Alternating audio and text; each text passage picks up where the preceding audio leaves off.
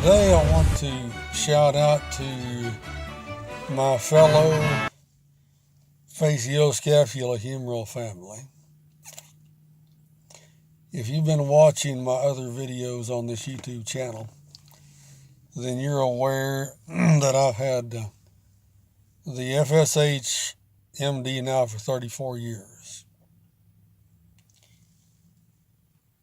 Now, I'm going to be really honest and blunt with you today.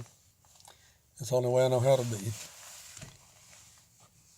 When I first was diagnosed with this, as a 14-year-old young teenage boy in 1984, I didn't know what to expect. My doctors got it all wrong.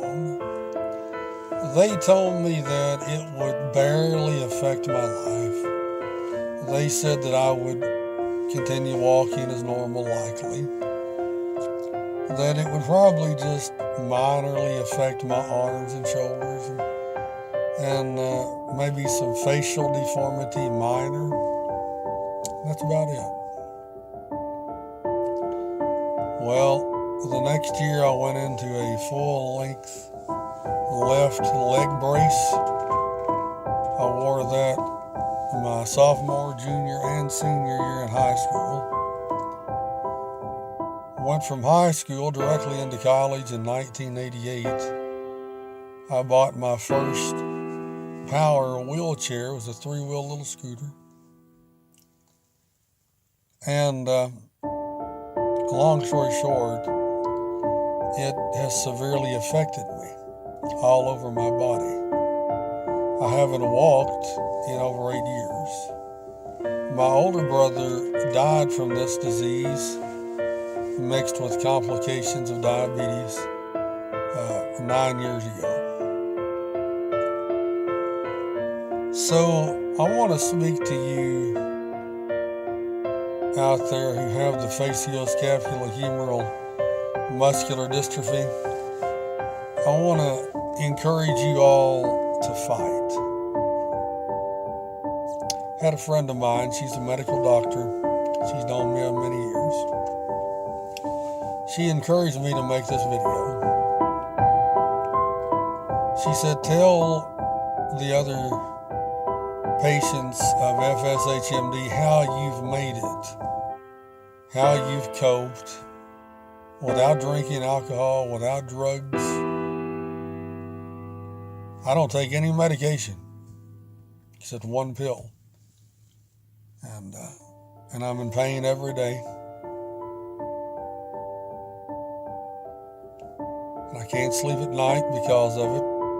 This year, I'm just now beginning to lose my core muscles, which is causing me a great amount of pain when I sit in my wheelchair. When I lay down in bed at night, it's nearly impossible to get comfortable. So this video is about fighting, but balancing that out with knowing one day you're going to have to surrender to some things. So let me speak to you for just a couple of minutes. How I coped with it all these years is I was a fighter. I didn't really consider myself that. I have a type A personality, which, in my opinion, has helped me to deal with this. If I was a passive individual who tucked things lying down, if I was not a fighter, I'm not sure how I would have dealt with it. But my advice to you is fight it. Fight it till you can't fight it anymore and fight it again. I couldn't tell you the number of falls when I was walking that I had over the years. And I thank God never broke a bone, but they hurt. Bruised, cut, scraped, strained tendons, muscles, joints, all of that. Fight it. Fight it. You're going to fall. Fight it.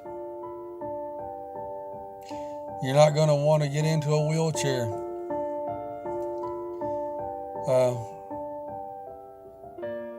I got to the point where I got tired of falling down and hurting myself. Some people go till they can't go anymore before they get into a wheelchair. Fight it. Just fight. Keep a fighting warrior survivor mentality. Don't give in to that. Don't give up. Don't throw in the towel. Fight it with every fiber of your mind, of your heart, of your spirit.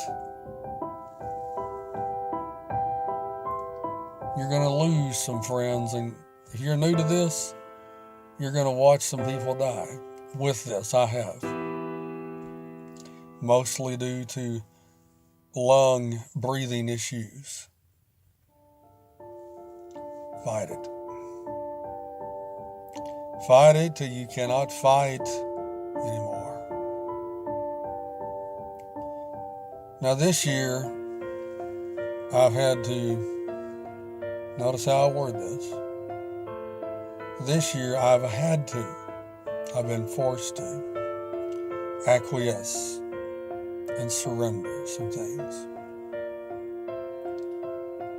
This year, since I'm losing my core muscles and losing the padding on my rear end, I can no longer stay at a motel because the seats are too hard.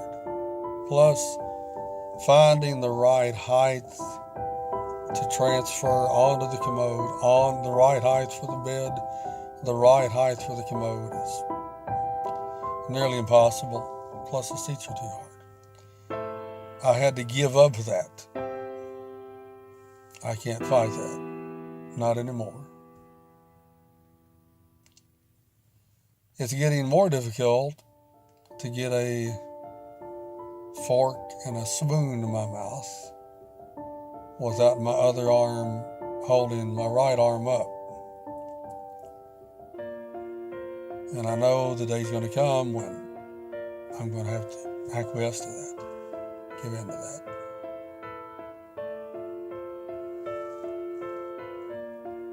There are things that I enjoy doing. I enjoy traveling. I've had to give up on that because of the sheer trouble that it causes me and my caregiver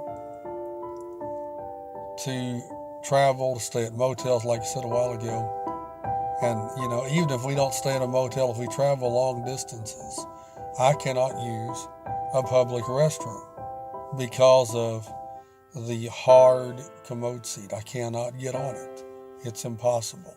The pain is too unbearable. And I've had to give in on that. So, all of our journeys are different. Yours is going to be different than mine. But our spirits are not different. Be a fighter. Determine that as long as you can, this FSH muscular dystrophy will not own you. It will not defeat you. It will not discourage you. It will not depress you. It will not bring you down. And most of this is in the mind. We have to have this frame of mind, in my opinion, to survive. So, once again, my shout out goes out to all you FSH muscular dystrophy survivors, you warriors and you fighters. You keep fighting. Muhammad Ali said it best. He said, float like a butterfly, sting like a bee.